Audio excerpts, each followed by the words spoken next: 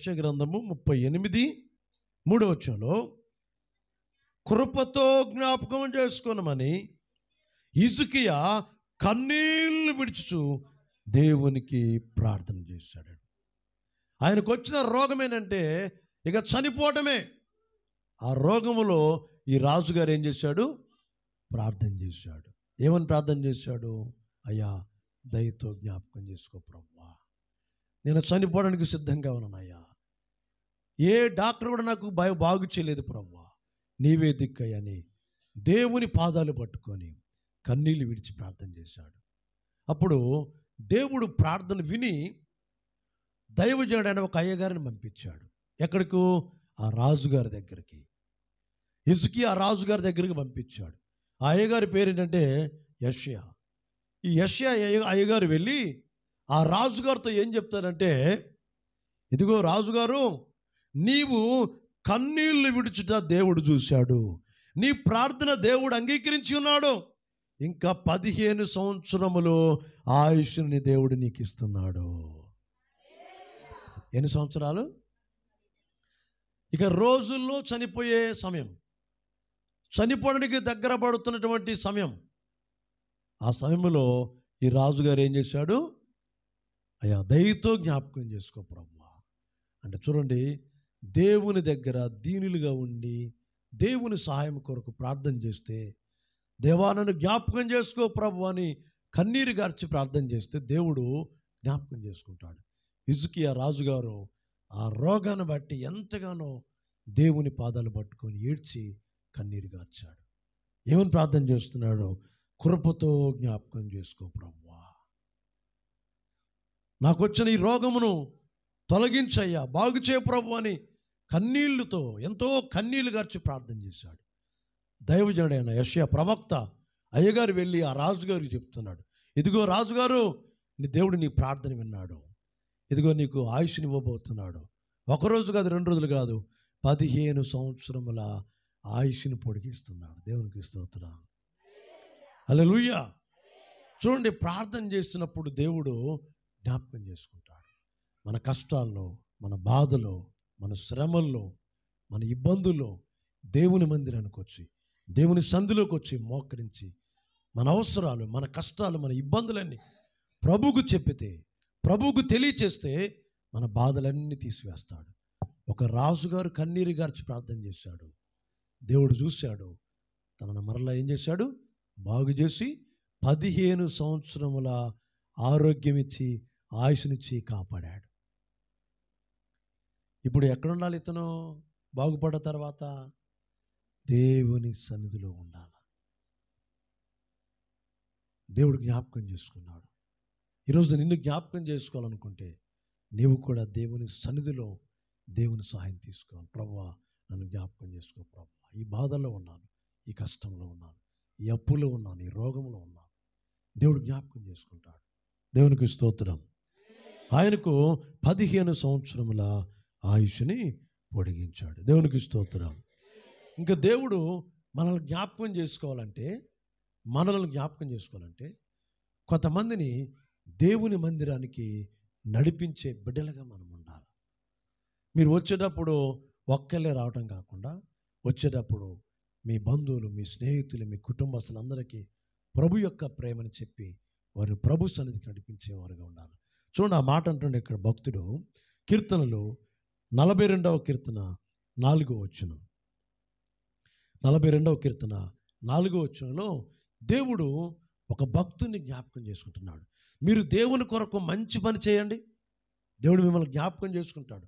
కష్టకాలంలో దేవుడు మీకు సాయం చేస్తాడు. బాధలు వచ్చినప్పుడు ప్రభు సాయం చేస్తాడు. దేవుని కొరకు మీరు ఏ పని చేసినా ఆ పనిని దేవుడు జ్ఞాపకం చేసుకుంటాడు. ప్రైజ్ ది లార్డ్, హల్లెలూయా, హల్లెలూయా. 42వ కీర్తన 4వ వచనం ఏమంటున్నాడు అక్కడ? నేను దేవుని మందిరమునకు వారిని నడిపించిన సంగతిని జ్ఞాపకం చేసుకో ప్రభువా. దేవునికి స్తోత్రం. నువ్వు ఒక వ్యక్తిని తీసుకొచ్చావనుకో మందిరంలో, ఆయన నిన్ను జ్ఞాపకం చేసుకొని నా బిడ్డ అనేకులు నడిపిస్తుందని చెప్పేసి దేవుడు ఏం చేస్తాడు? దేవుడు మిమ్మల్ని ఆశీర్వదిస్తూ ఉంటాడు. దేవునికి స్తోత్రం. ఎవరైతే దేవుని వైపు తిప్పుతారో ప్రజల్ని, వాళ్ళందరూ కూడా ఆకాశమందు నక్షత్రం వలె జ్యోతుల వలె ప్రకాశిస్తారట. దేవునికి స్తోత్రం. మనం అనేకులు నడిపించే బిడ్డలుగా ఉండాలి. అనేక కుటుంబాల ప్రభు దగ్గర తీసుకొచ్చే బిడ్డలుగా మనం ఉండాలి. యేసు ప్రభు దగ్గర నీకు నడిపించే ఆ విశ్వాసం నీకు ఉండాలి, ఆ ప్రార్థన నీకు ఉండాలి, ఆ భక్తి నీకు ఉండాలి. మనం ప్రభు దగ్గర నడిపిస్తే వాళ్ళు ప్రభు యొక్క దీవెనలు పొందుకుంటారు, ప్రభు ఇచ్చే శక్తిని పొందుకుంటారు, ఆరోగ్యాన్ని పొందుకుంటారు, సమాధానం పొందుకుంటారు, ఎంతో నెమ్మదిగా ఉండగలుగుతారు. అనేకులు మనము నడిపిస్తే దేవుడు మనల్ని జ్ఞాపకం చేసుకొని దేవుడు మనకు గొప్ప బహుమానం ఇస్తాడు. హల్లెలూయా, ప్రైజ్ ది లార్డ్. కాబట్టి మనం ఏం చేయాలంటే దేవుణ్ణి మనము జ్ఞాపకం చేసుకోవాలి. ఎలా జ్ఞాపకం చేసుకోవాలా? ప్రభువా, ఇదిగో కొంతమందిని నీ సన్నిధికి మందిరానికి నడిపించానయ్యా, నన్ను జ్ఞాపకం చేసుకొని నన్ను దీవించయ్యా. ఈ రోజున అటువంటి విశ్వాసం మనకు ఉండాలి. కొంతమందిని ప్రభు దగ్గరికి తీసుకొచ్చే ఆ వ్యక్తిగా నువ్వు ఉండాలి, కొంతమందిని నడిపించే వ్యక్తిగా ఉండాలి. ఈ భక్తుని ఏమంటున్నాడు? ప్రభువా, నేను దేవుని మందిరమునకు కొంతమందిని నడిపించిన సంగతిని జ్ఞాపకం చేసుకో ప్రభువా. దేవునికి స్తోత్రం. హల్లెలూయా. మనము దేవుని కొరకు అనేక కార్యాలు మనం చేయాలా, దేవుని కొరకు మనము నడవాలా, దేవుని కొరకు మన జీవితాలు అప్పగించుకోవాలి. కుటుంబాలు ఈ రోజున దేవుణ్ణి జ్ఞాపకం చేసుకోవట్లా, దేవుని మందిరాన్ని జ్ఞాపకం చేసుకోవట్లా, సేవకుని జ్ఞాపకం చేసుకోవట్లా, సేవకుడి యొక్క పరిచర్యను కూడా జ్ఞాపకం చేసుకోవట్లేదు. మనము దేవుని సేవకుని జ్ఞాపకం చేసుకుంటున్నామంటే దేవుని జ్ఞాపకం చేసుకుంటున్నాం. మా దైవజనుడు తిన్నాడా లేదా, మా సేవకుడు ఏ ఇబ్బందుల్లో ఉన్నాడు, మా సేవకుడు ఏ కష్టంలో ఉన్నాడు, మా సేవకుడు ఎటువంటి పరిస్థితిలో ఉన్నాడని ఈ రోజున చాలామంది విశ్వాసులు సేవకుడి గురించి ఆలోచించే విశ్వాసులు లేరు, దైవజనుడి గురించి జ్ఞాపకం చేసుకునే విశ్వాసులు కూడా లేరు. ఒకవేళ ఉన్నారంటే దేవునికి స్తోత్రం, గట్టిగా చెప్పండి. అది కూడా చాలా తక్కువ మంది, చాలా తక్కువ మంది. అది ఎవరంటే దేవుని భయం కలిగిన వాళ్ళు మాత్రమే ఆ సంఘ కాపరు గురించి, దైవజనుడి గురించి, ఆ పాస్టర్ గారి గురించి ఆలోచిస్తూ ఉంటారు. అది కూడా చాలా వరకు కూడా తక్కువ మంది. ఈ దైవజనుడు ఏమంటున్నాడు? ప్రభువా, అనేకులు నేను మందిరానికి నడిపించానయ్యా, నన్ను జ్ఞాపకం చేసుకో. ఎందుకు ఈ మాట మాట్లాడాడంటే దేవుణ్ణి చూడాలని ఒక ఆశ అట. చూడండి 42వ కీర్తనలో 2వ వచనంలో, నా ప్రాణము దేవుని కొరకు తృష్ణగోరుచున్నది,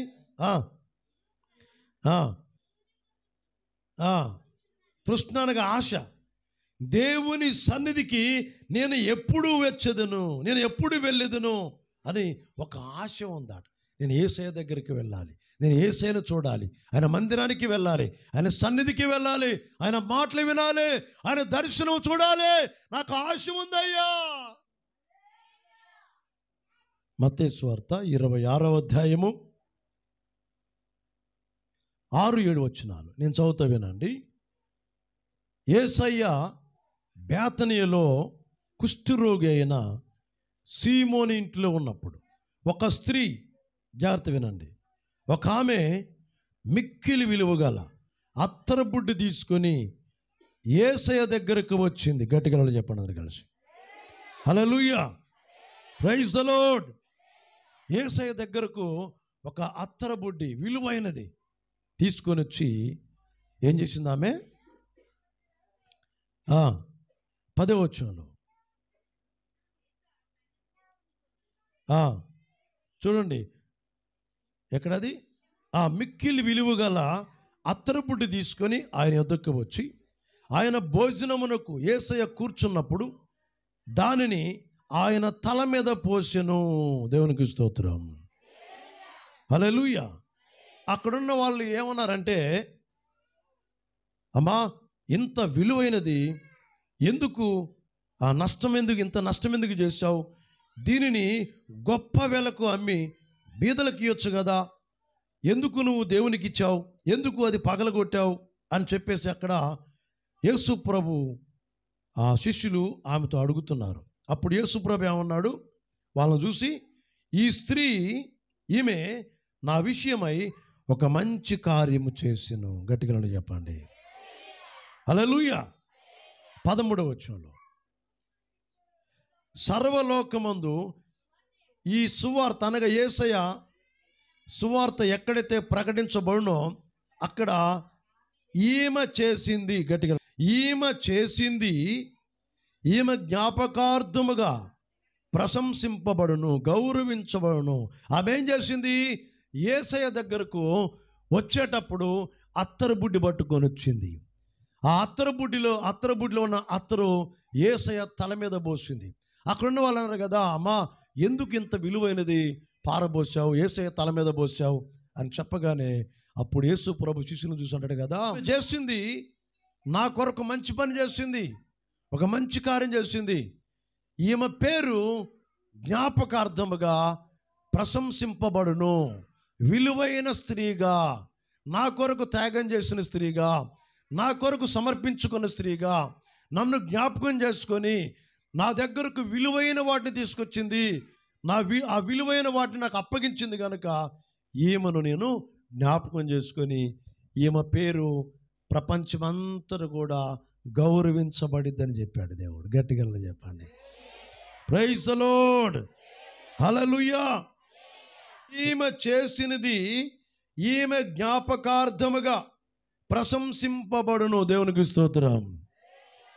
దేవుడి దగ్గరకు వచ్చినప్పుడు మనము వట్టి చేతులతో రాకూడదు అని అర్థం. ఇక్కడ యేసయ్య దగ్గరకు వచ్చేటప్పుడు వట్టి చేతులతో రాకూడదు.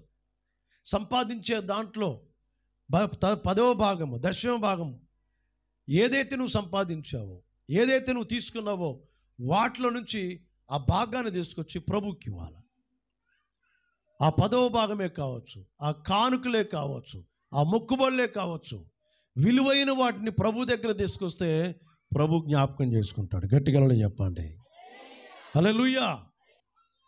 దేవుడి దగ్గరకు కానుకలు తీసుకొస్తున్న వారిని దేవుడు, విలువైన వాటిని తీసుకొస్తున్నటువంటి వారిని, దేవుని కొరకు త్యాగం చేస్తున్న వారిని, దేవుని కొరకు సమర్పించుకున్న వారిని, మందిరానికి వచ్చినప్పుడు 10వ భాగము లేదా మొక్కుబడులు ఏదైతే దేవుడు మీకు మేలు చేసినప్పుడు, దేవునికి ఏదైతే ఇవ్వాలనుకుంటారో అవి పట్టుకొని వచ్చినప్పుడు ఏం చేస్తారంటే మిమ్మల్ని జ్ఞాపకం చేసుకొని మీ పేరు అనేకులు ఎదుట గొప్ప చేస్తాడు ఆయన. దేవునికి స్తోత్రం. ఏం చెప్పాడు యేసయ్య? ఈమె చేసింది జ్ఞాపకార్థముగా ఈమె విలువైన వ్యక్తిగా గుర్తింపబడ్డది. దేవునికి స్తోత్రం, హల్లెలూయా. ఈరోజున మనం కూడా దేవుని కొరకు మన జీవితాలు, దేవుని కొరకు విలువైన వాటిని మనం ఇవ్వాలి. విలువైన అత్తరు బుడ్డి యేసయ్య తల మీద పోస్తే అక్కడున్న వాళ్ళు గద్దించారు ఆమెను. అప్పుడు ప్రభు చెప్పాడు, ఈమె చేసింది అదెంతో మంచి పని. దేవుని కొరకు మనము మాటలతో కాదు, క్రియలతో కూడా ఉండాలి. దేవుని ప్రేమిస్తున్నామని కాదు, ప్రేమిస్తే ప్రేమకు తగిన క్రియ చేస్తాం మనం. కాబట్టి దేవుని కొరకు మన జీవితాలను అప్పగించుకుందాం. 6 దినాలు పని చేసుకొని 7వ రోజున ఆరాధనకి వెళ్ళాలి, మందిరానికి వెళ్ళాలి. పనులు పక్కన పెట్టండి, దేవునికి ప్రాధాన్యత ఇవ్వండి, దేవునికి ప్రథమ స్థానం ఇవ్వండి. ఎన్ని పనులున్నా ఆ పనులన్నీ పక్కన పెట్టి మీరు ప్రభువు దగ్గర కూర్చుంటే దేవుడు మిమ్మల్ని గొప్పగా దీవిస్తాడు. అందుకనే దేవుడు ఎవరిని జ్ఞాపకం చేసుకుంటాడు? బాధలో ఉన్నవారిని జ్ఞాపకం చేసుకుంటాడు, వ్యాధిలో ఉన్నవారిని జ్ఞాపకం చేసుకుంటాడు, శ్రమలో ఉన్నవారిని జ్ఞాపకం చేసుకుంటాడు, దేవునికి కానుకలు ఇచ్చేవారిని జ్ఞాపకం చేసుకుంటాడు, దేవునికి దశమ భాగాలు ఇచ్చేవారిని జ్ఞాపకం చేసుకుంటాడు. అందరు విలువైన జీవితం, విలువైన వాటిని దేవునికి ఇస్తే దేవుడు జ్ఞాపకం చేసుకుంటాడు. ఆ జ్ఞాపకంలో మనం ఉండాలంటే, మన కుటుంబాలు దీవెనకరంగా ఉండాలంటే దేవుణ్ణి అడగండి, ప్రభువా నన్ను జ్ఞాపకం చేసుకో, నా కుటుంబము నీకు భయభక్తులుగా బ్రతకాలయ్యా నాయనా, నా కుటుంబం నీ సన్నిధిలో గడపాలయ్యా, నన్ను జ్ఞాపకం చేసుకొని నన్ను దీవించు ప్రభు అని ప్రార్థన చేయండి. దేవుడు మిమ్మల్ని దీవించును గాక.